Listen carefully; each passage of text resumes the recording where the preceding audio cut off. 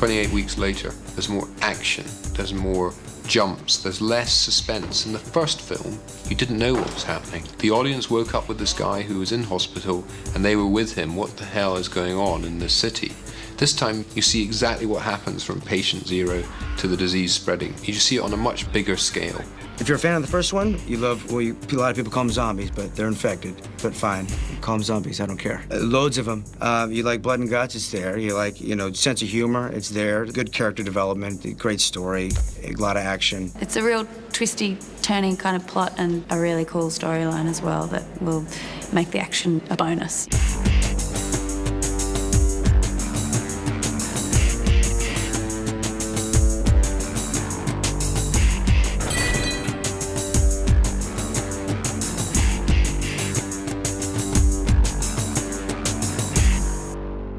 The action sequences in the film have been quite exciting to look back at, actually. It's funny, it's one of these things that, of course, you see that in the script.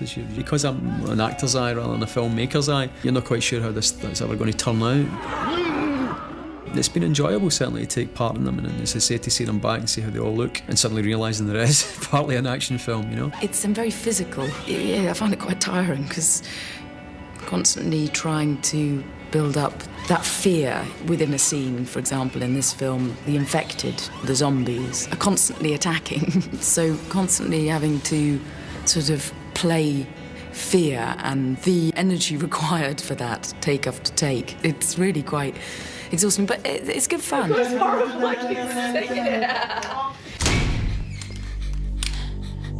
You okay? The action scenes they're kind of tiring, yeah, just physically, because you've got to run around a lot, and my character gets shot in the leg, so I've got this limp that is driving me crazy because I have to keep up with everybody else as we're running around, and also we've got guns and things like that, so injuries and weapons can make it a little tiring, but it's really fun. I love doing physical stuff.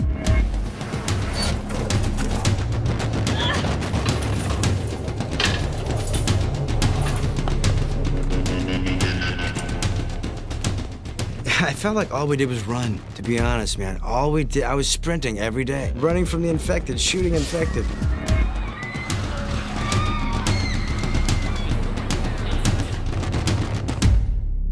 The main challenge for me was to make it real, to make this story real. If I put myself as audience watching the movie, I would love to see a movie that you could smell the characters and the environment, and you could feel that story could happen really close to you.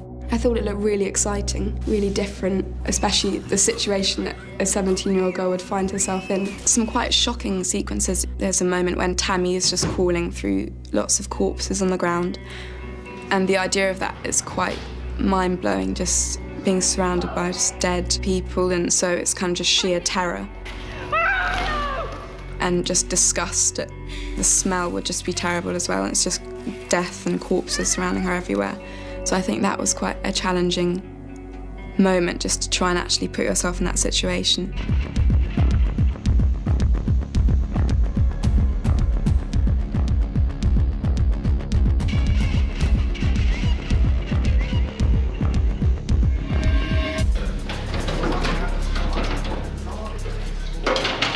It's a big action film done on a pretty small budget, and a way to achieve a lot of that is realistically, and we've used a lot of handheld camera. I think that's partly because we wanted to look realistic. We wanted to feel sort of believable. That's why I made the movie as a kind of horror documentary. The style of the documentary is delivering and conveying something real. On the other hand, it's so difficult to shoot in that way. You need a lot of cameras, handheld style, and especially in the acting and in the art department, and everything should be linked to that idea. It's the best way that you can face this story about an infection taking over London again. They're being pretty faithful to the guerrilla style that 28 Days was, which made it stand out from your average horror film, So they're keeping that style. Enrique did a lot of handheld. I mean, he got beat up every day. Blood always on the camera. It's always covered in plastic and right in the thick of things. Even Danny Boyle, who did some second unit stuff, got beat up and hurt his shoulder, couldn't do it anymore. Danny Boyle came in to do some of the second unit. He was so enthusiastic and really likes to involve the actor in the process. I thought I'd done some of the best acting I've ever done in my life. That's what Danny achieves time after time. The encouragement and the enthusiasm that he has is just fantastic. And it sounds kind of obvious, but you don't always get that. You don't always get that encouragement from directors, you know. Well done, everyone.